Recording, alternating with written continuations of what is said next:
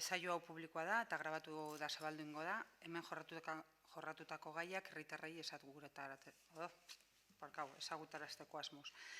Ona bertaratutako pertsonek era libre batian etorri dire eta kontrakua esan ezean hemen azalduko iritziak eta irudiak grabatzeko eta detzeko baimena ematen dabez.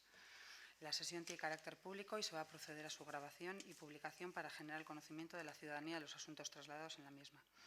Las personas asistentes como público a la sesión lo hacen libremente y se entiende que dan su consentimiento a la grabación y difusión de las opiniones e imágenes que de las mismas se obtengan.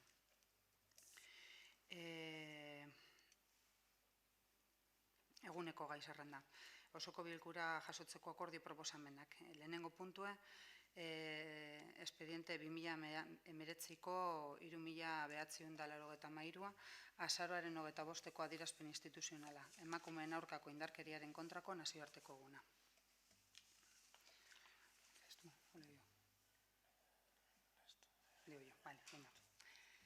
Irakurtzen dut, bai. Indarkeria matxistaren biktimei erreparaziorako tokiko kintzak. Azaroaren 25, emakumeen aurkako indarkeria desagertarazteko nazioarteko eguna dela eta indarkeria mota honen egitura izaera nabarmentzen dugu. Eta gure konpromesoa agertu nahi dugu emakumeen aurkako indarkeriari gabeko gizarte bat eraikitzeko. Era berean, nazioarteko esparru juridikoarekin bat etorrita. Berresten dugu beharrezkoa dela ekintzak proposatzea eskuhartzearen alor guztizetan. Prebentzioa, hautematea, arreta, babesa, koordinazioa eta justizia. Arreta berezia jarrita, biktimei eta bizirik atera diren pertsonei erreparazioa ematean. Biktimei erreparaziorako printzipioak berekin dakar biktimak eskubide urrak eta bizi aurreko egoerara lehen goratzeko beharrezkoak diren ekintzak martxan jartzia. Indarkeria matxistaren biktimen kasuan, zedetzat hartzen da biktimaren bizibaldintza funtzean hobetzea, urratutako eskubideengatik erreparazioa jasota eta eragindako minetik berrezarrita. Era berean, ahalduntze prozesua bultzatu behar da, indarkeria egoerari aurre egiteko gaitasuna eta autonomia indartu dezaten. Tokiko gobernuek biktimei arreta eskaintzeko alorrean aitortuta dugun erantzunkizuna eta eskumena gure gain hartzen dugu. Gure herri eta hirietan indarkeria matxista jaseten duten emakumeengandik hurbilen gauden erakundeak garelako. Politikarien eta teknikarien bultzada koordinatuarekin, tokiko erakundeen eskuhartzea funtsezkoa da erreparatzeko prozesuan, komunitateko bizitza berrera sartzen laguntzeko eta biktimei erreparazio publikoa eta soziala emoteko. Indarkeria matxistaren biktimen eta bertatik bizirik atera diren pertsonen inguru hurbilenean. Horren ildotik, berdinsareako udaletako berdintasun teknikarien lana oinarrizkoa eta balio handikoa da. Udaletan ekintzarako orientazio eta irizpide komunak eskaintzeko, batez be udal txikitan. Hain zuzen, erreparazio hori dagokionez, indarkeria matxistaren biktimei erreparaziorako tokiko ekintzen gida bat prestatzeko lanean ari dira. Tokiko erakundeek indarkeria matxistaren biktimek ordaina jasotzeko duten eskubidea praktikan jarri eta zehaztu ahal izan dezaten, udal eskumenaren esparruan. Tokiko gobernuek konpromezu politikoak betetzeko jardun nahi dugu, eta horren bidez indarkeria matxistaren modu guztiak desagertarazten lagundu. Honela, biktimen eskubideak arreta prozesu osoaren erdigunean jarrita, euren behar izan eta eskarei erantzunez eta arretemonez. Langile espezializatu eta kualifikatuak edukita, erreparazioaren ikusmoldetik ikuspegi feministarekin. Erreparaziorako eta ahalduntzeko esku hartze prozesu guztizetan kudeaketa eta azkartasuna bermatzeko lan eginez. Tartean, sartutako erakunde guztiekin koordinatuz, arreta eta erreparaziorako baliabideak egituratzeko indarkeria matxistaren biktimen egoera erabat lehengoratuko dela eta urratutako eskubideak berrezarriko direla bermatzeko. Talde feministekin eta tokiko emakumeen elkarteekin modu estuan lankidetzan arituta, berdintasun politikak eta ekintzak diseinatzeko, biktimei eta bizirik atera diren pertsonei arreta eta erreparazioari dagokionez. Eta azkena, era berean, dei egiten diegu herritar guztiei, udalerri guztietan, azaroako 25 dela eta antolatuko diren salaketa eta aldarrikapen ekintzetan modu aktiboan parte har dezaten. María. María. Vale. Nosotros estamos a favor y también comentar que estamos a favor, como hubiéramos estado a favor del día 10N, que es el Día de la Memoria, y el equipo de gobierno de Zayabay celebraba este día con un manifiesto y con un homenaje a la víctima local.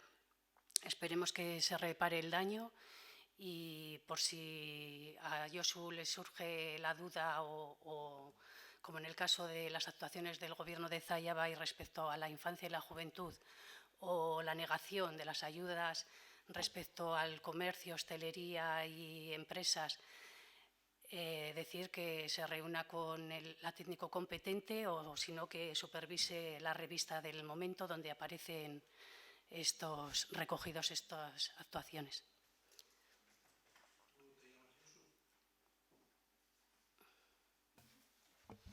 Porque no sé a qué viene. Pues es que no sé a qué viene. O sea, que en una comisión tú te estés refiriendo a Josu, pero es que yo no sé a qué venís aquí. No sé a qué venís aquí. A buscar lo que no tenéis por qué buscar. Posiciónate y ya basta. Posicionaos y ya basta. O sea, pero ¿qué me has dicho? Explícame lo que lo entienda. Bueno, simplemente se adelanta. Tú no, que me lo diga ella porque ella ha sido la que ha hablado. Sí, a ver, ¿Qué quieres decirme? he querido aclarar que en otras dos ocasiones has puesto en duda actuaciones que habíamos hecho desde el equipo de gobierno, actuaciones que se pueden contrastar con los técnicos municipales y con la revista, y en otra la has negado. Entonces, pero ¿quién está en el equipo de gobierno? ¿De qué estás hablando? En el equipo de gobierno de Zayabay. Sí. Entonces, si en este caso del Día de la Memoria lo niegas o lo dudas, comentarte que lo puedes contrastar con la técnico o... Pero ¿habéis visto cuál es el punto que estamos tratando? Declaración institucional de 25 Día Internacional contra la Violencia hacia las Mujeres. Sí. ¿Qué tiene que ver esto con la memoria? Hemos dicho que estábamos a favor de ello. Bien, vale, perfecto. Pero es que después metéis el tema de la memoria. Mira, Sí. cuando Zayabay quiera, cuando quiera, que presente aquí un punto sobre la memoria y debatimos sobre la memoria.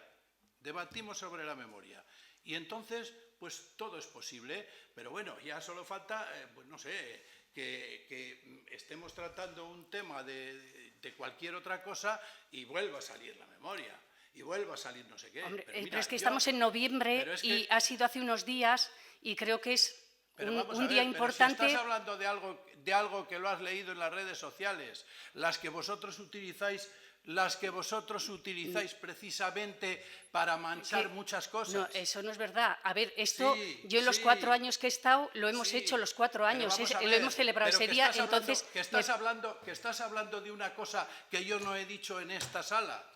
Entonces, yo vengo a esta sala a hablar del ayuntamiento y por lo tanto se acabó. Nik uste dut hau ez dela momentua horretan hasteko, da bozketa egiten baldin badugu. Josu. No, yo estoy de acuerdo. Con el punto del que se trata, estoy de acuerdo. ¿Os parece? Aldeko botoak.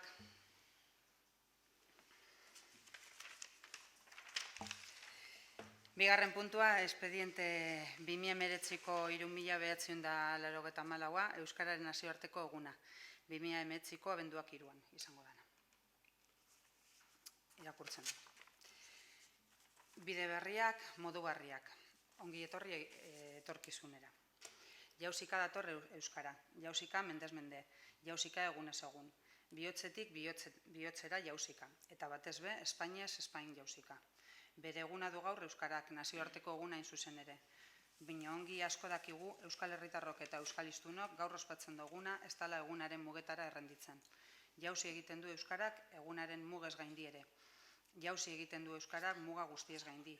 Gure hauan bizi-bizi, gure belarrizetan zer nahitarako prest beti. Nora nahiko Euskara gurea denona. Zer genuke bestela gaur ospatzeko? Bide luzea egina du Euskarak, eta arekin batera Euskal Hiztunok eta Euskaltzaleok. Etorkizuna irabazteko etengabeko aleginean. Bide luzea du egina Euskal Gizarteak Euskara plaza guztietara duintasun oso zeramateko. Eta asko lortu da. Jardunak berak erakusten digu egunero, ezinbestekoa dela bide horiek gauzak egiteko moduak etengabe eguneratzea, eraberritzea, irudimenez biziagotzea. Eta argi erakusten ari gara, euskalgintzan ari garen guztiok prest gaudela eta gogotsu irakaspena barneratzeko eta praktikan mamitzeko. Jarduerak adostu ditugu, diagnostikoak hurbildu ditugu, ekimena josi ditugu elkarrekin ebaluatu dugu egindakoa, elkarrekin hobetuko dugu hobeto beharrekoa. Eta gizarteak erantzun sendua eman du. Honetziz, euskararen erabilera era iraunkorretargian handiagotzeko estrategia eta molde barriak. Badogu bai, zer ospaturik aurtengo euskararen nazioarteko egun honetan ere. Ezagutzen ez genuen modu batean aktibatu zituen iazko gizarte ariketa arrakastatsuak euskal hiztunak, neurri batekoak naiz bestekoak. Aktibatu zituen baita ere, herri aginteak eta askotariko gizarte erakundeak ikuspegi berri batetik. Eta batez be, estrategiak eta diskurtsoak eraberritzeko joera eta prestatasuna aktibatu zituen. Aldekotasuna horrela konpromezu eragingarri eta praktiko bihurtzeko bidean jarri izan. Badator, hurbileko ostertzean, ekimenaren jarraipena. Euskaraldia berraktibatuko dugu, berriz ere denon arteko adostasun ere eta lankidetzan. Eta hurrengo urteko euskararen nazioarteko egunak izango du, ezinbestez, toki propioa ariketa sozial erraldoi horren inguruan.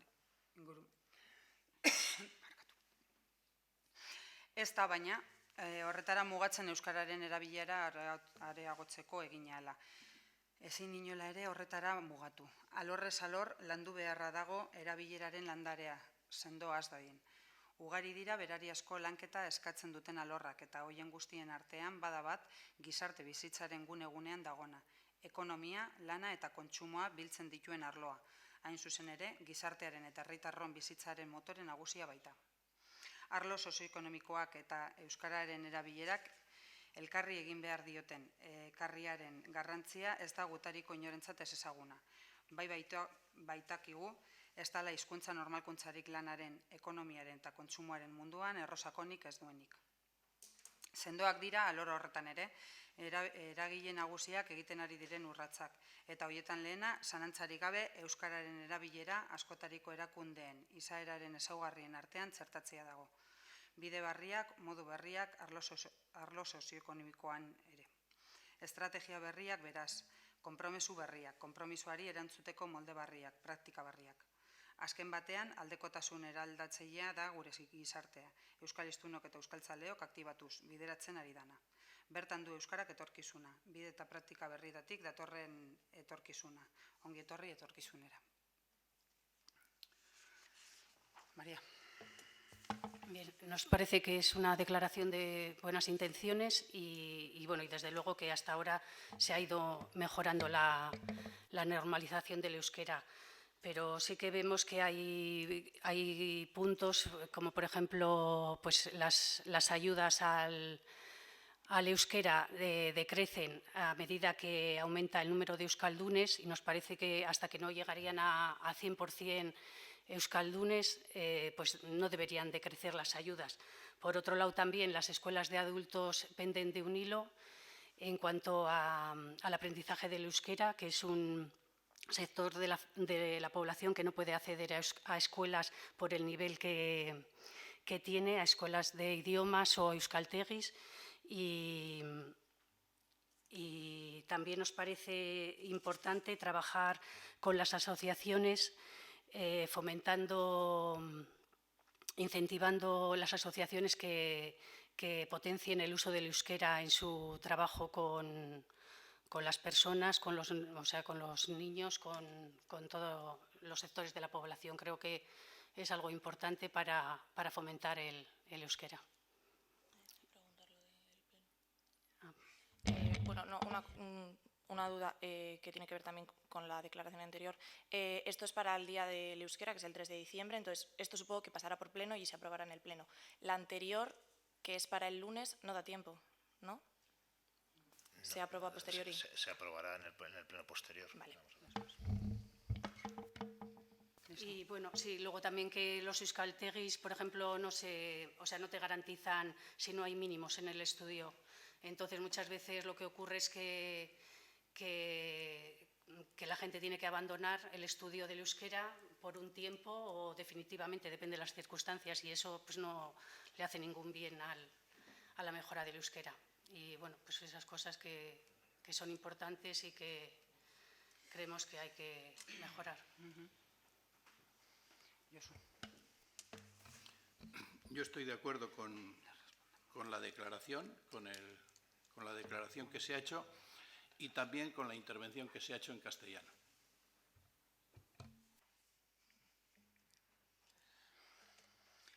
Bueno, pues procedemos a votar. Bai, aldeko botoak.